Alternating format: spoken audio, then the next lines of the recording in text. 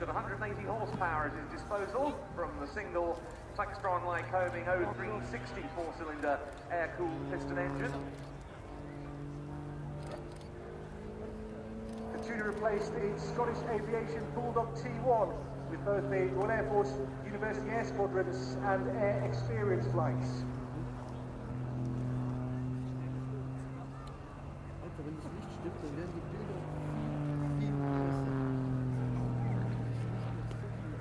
Today, the tutor equips 14 UASs and 12 AEFs, as well as the Central Flying School at Cranwell, and it's used for elementary weapon systems operator training with the RAF College there.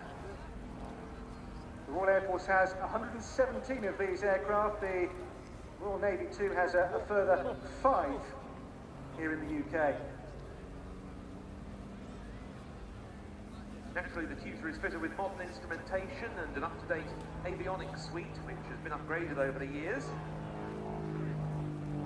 While it has side-by-side cockpit seating, the primary flight instruments are on the right-hand side of the cockpit. This allows the student to fly the aircraft from the right-hand seat with a right-hand stick and left-hand throttle, and that's a common configuration on the aeroplane to which they'll then come.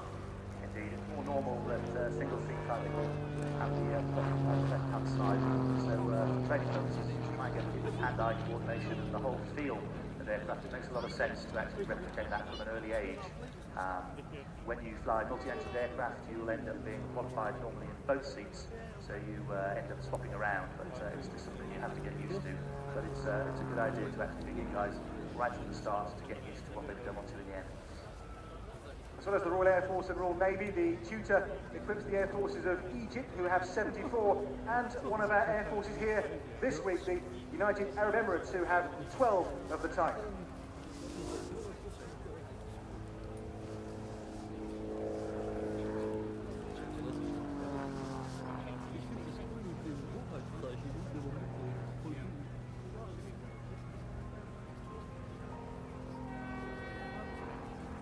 Flying at university on one of the university air squadrons. That course now lasts about 36 hours of flying.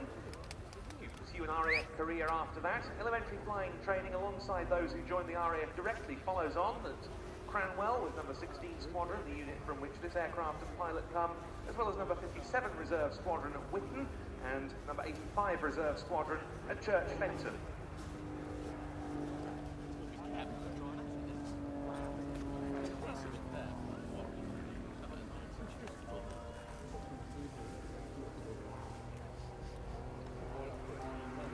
Was in one of these aircraft at Cranwell in early 2008 that Prince William completed his first RAF solo.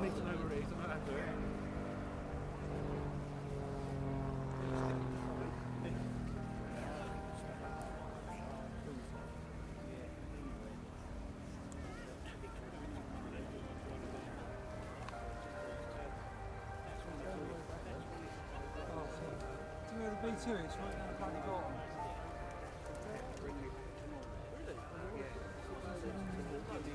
Certainly a display that many of the air cadets and the air training corps people on the base should be watching today. No matter how young you are, it won't be very long. It's such a manoeuvrable aircraft and just a fantastic experience to fly something like that. So if you're in the air training corps, you should be thinking strongly that this is just the sort of thing you should be doing.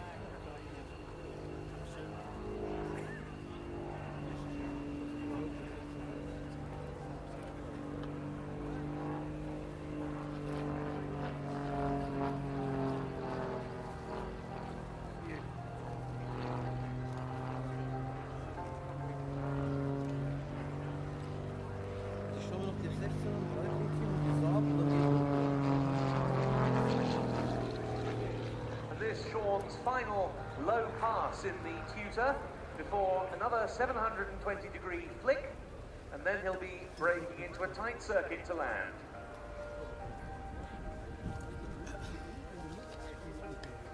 A small aircraft for the big display line here at RIAT. There goes the 720-degree flick, beautifully flown.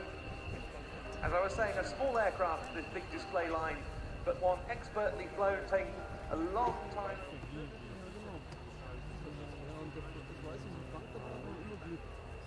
Die gehen von der AirShow weg nach Regen. Überhaupt nicht.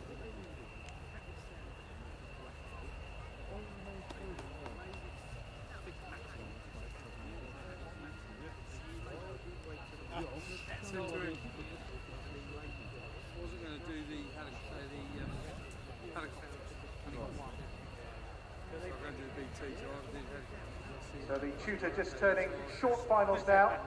That's the second of the Royal Air Force's trainer displays we've seen so far this morning. Still have the wonderfully painted hawk to come later on in the day, and also the Tucano as well. So the next item will be our first true fast jet. It will be from Belgium, and it's the noisy and spectacular F-16 Fighting Falcon display. And away from Flight Lieutenant Sean Kimberley as he rolls out in the Tutor. He'll soon be vacating to make way for the Belgian Air Components F-16A MLU Fighting Falcon, a new display pilot for the 2012 season, his first of 3 seasons in this role. Commandant Renaud Grat from 350 Smaldeel, or